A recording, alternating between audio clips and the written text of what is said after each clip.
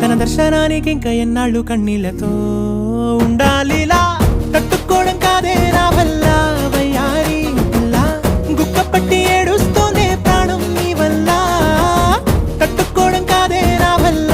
వయ్యారి పిల్ల గుక్క పట్టి ఏడుస్తూనే ప్రాణం నీ వల్ల